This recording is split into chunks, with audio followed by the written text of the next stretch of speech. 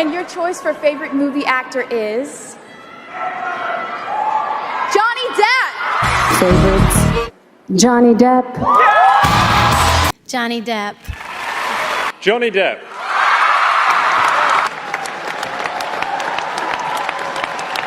Hollywood kept trying to define Johnny Depp. First, he was a heartthrob, then a strange character actor.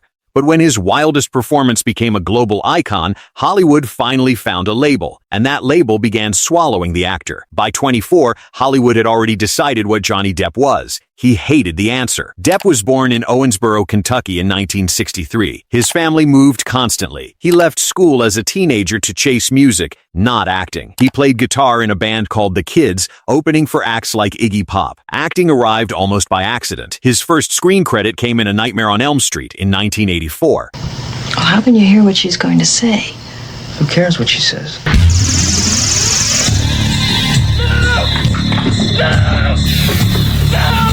A small supporting appearance in Platoon followed 2 years later. Then came 21 Jump Street in 1987. Overnight, Depp wasn't an actor anymore. He was a teen idol. His face went on magazine covers, on posters, on merchandise he never asked for. Screaming fans waited outside hotels just to see him. The show's promotion leaned heavily on his appearance, often overshadowing the character he was playing.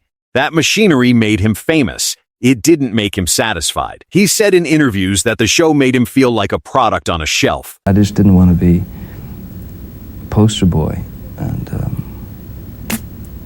so the fight began. Not an actor with a craft. His image became more marketable than the work he wanted audiences to notice. Fame gave him opportunities. It also narrowed which roles actually came his way. Put yourself in his position for a second. Hollywood has finally noticed you. But it's noticed the one part of you that you don't want controlling your career. So Depp started saying no, over and over. Studios kept offering him more good-looking leading man roles in safe, forgettable projects. He reportedly turned several of them down, frustrating his own team in the process. His first real pushback came through Crybaby in 1990. Please, Mr. Jailer, let an honest man go free. It still used his heartthrob image, but it turned that image into satire, poking fun at the exact persona television had built for him. Then, months later, Edward Scissorhands arrived, and everything changed. Depp wasn't simply choosing a stranger role, he was covering the exact face television had spent years selling. The face Hollywood had packaged and sold got replaced by something else entirely. Oh my. I can see that I've disturbed you. How stupid of me. I'll just be going now. Don't go.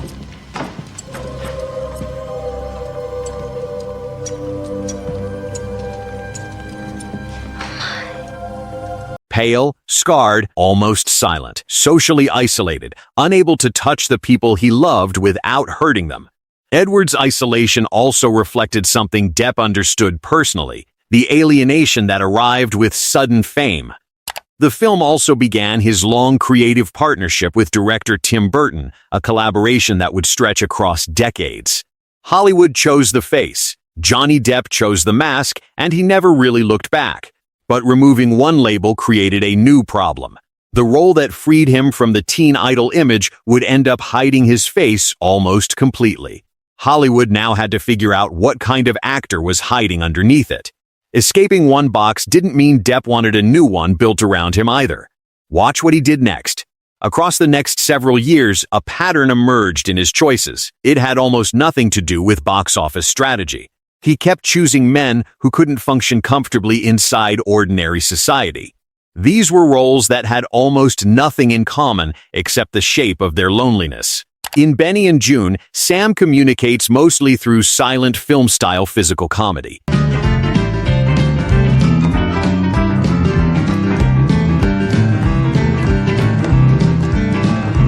He's a man who's never quite found the right words. In What's Eating Gilbert Grape, Gilbert carries his entire family's weight without ever showing the strain. He holds a small town's expectations together with a quiet, exhausted patience.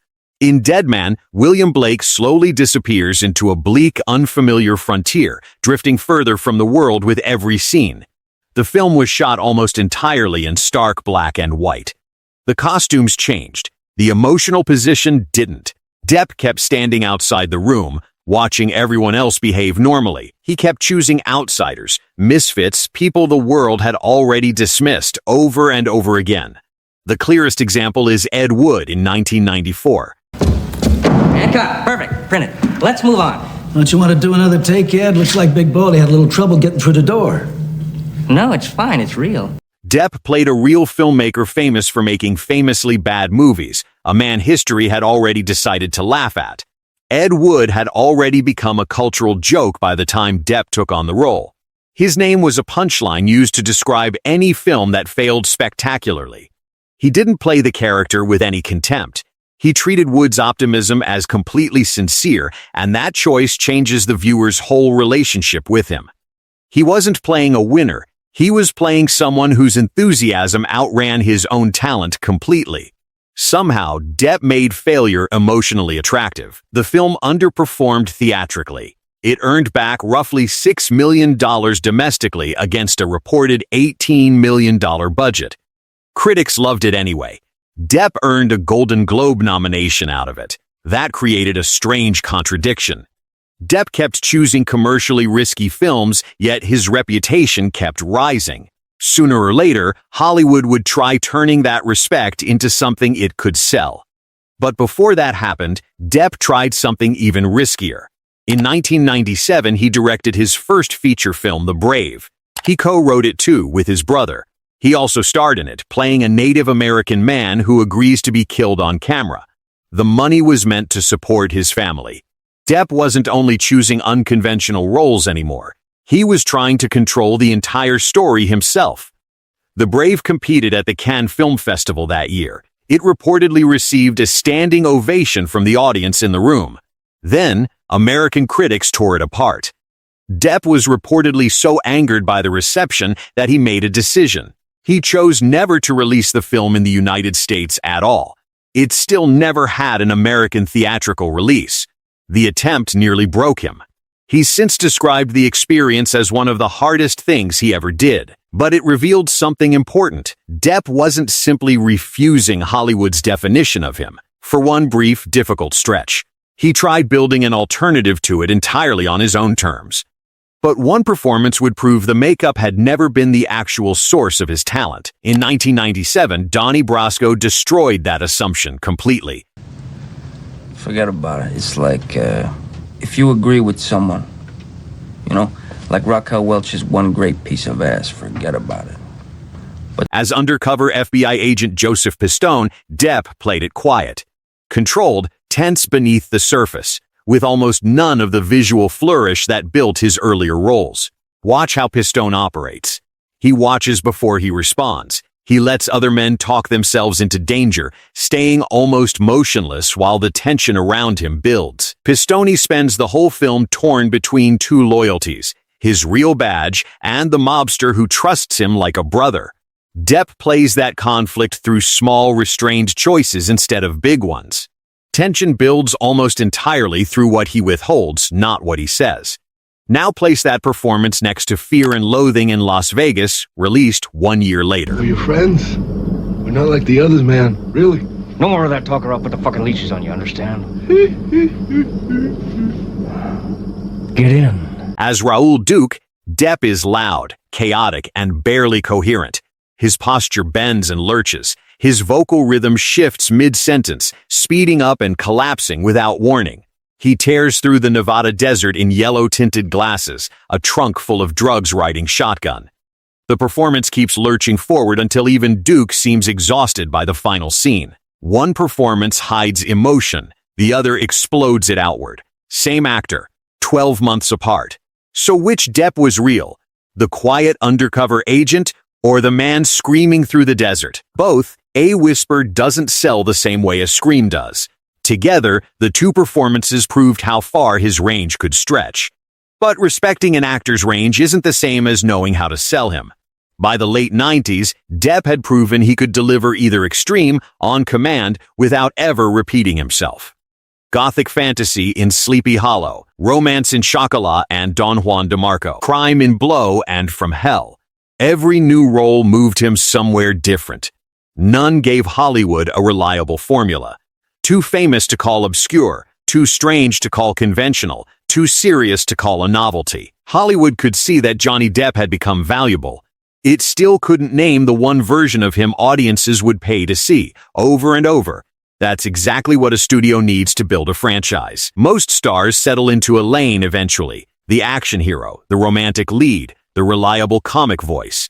Depp kept refusing to settle into any single one of them, film after film, year after year. By 2002, Depp had proven almost everything except one thing. He could disappear inside a character. He could earn critical respect. He could attract an audience on his own terms, without a single reliable box office formula behind him. But nobody knew whether his strangest instincts could carry an entire studio franchise. The kind built to run for a decade, turning one theme park ride into a global franchise. Then, Disney handed him a potential one and nearly panicked when it saw what he'd built out of it. Pirates of the Caribbean, The Curse of the Black Pearl was a major Disney gamble. Pirate movies had a reputation for sinking careers, not building them. Studios had mostly avoided the genre for years because of it. Depp had built his entire reputation on unconventional choices, the kind a big family franchise usually avoids.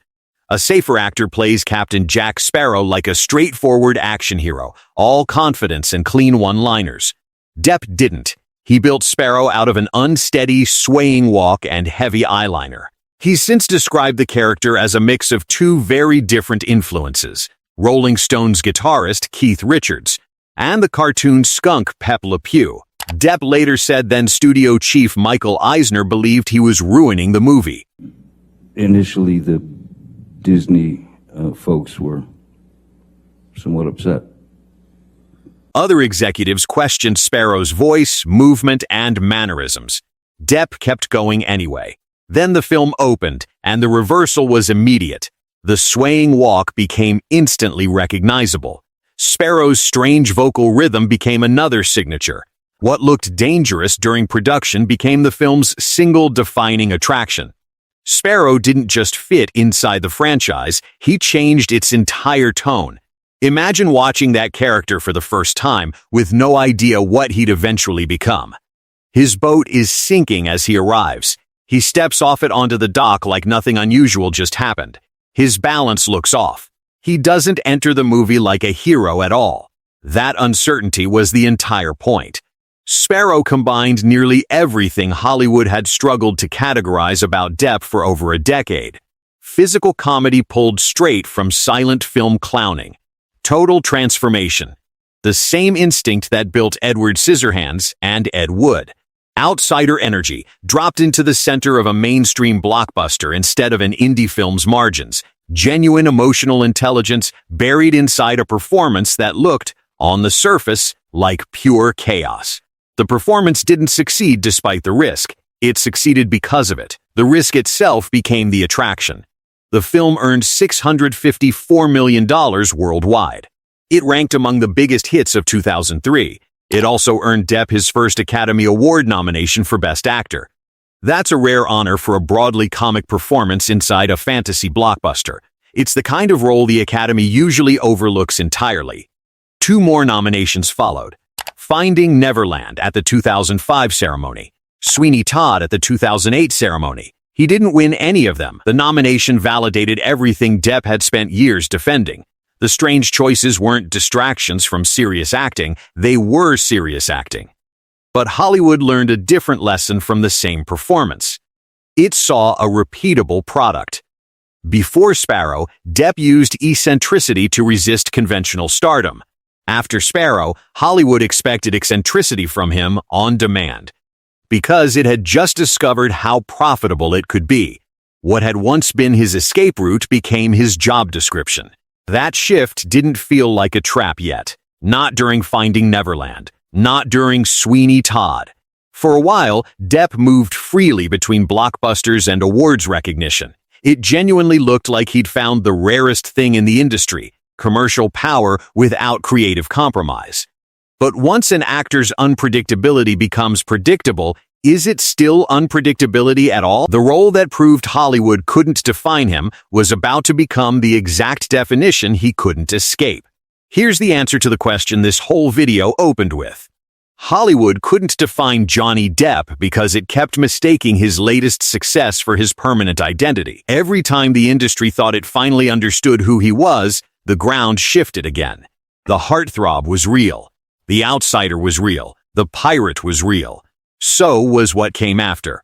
Across the years following Sparrow, Hollywood leaned hard on one version of Depp.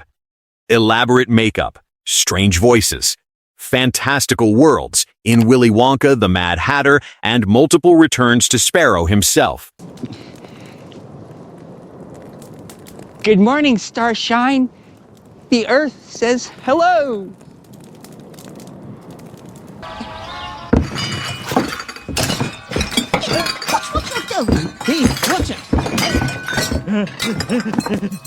None of these performances were interchangeable, but look at how the marketing around them changed.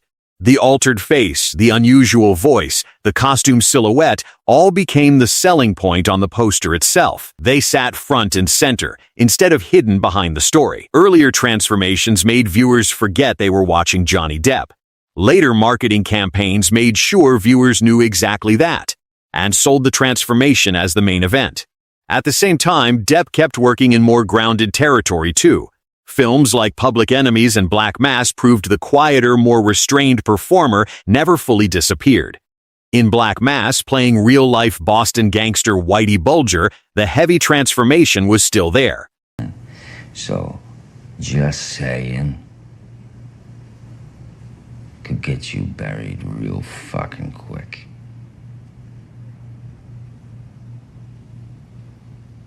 But Depp worked through stillness and menace, not comic flamboyance. The range remained. What narrowed was public attention. Early on, audiences wondered what Johnny Depp would do next. Later, they increasingly expected a costume, a voice, and a walk on schedule. First, his face had hidden the actor. Now the masks were doing the same thing decades later in a completely different way. Then, the masks stopped being his biggest problem. His personal life became the story entirely.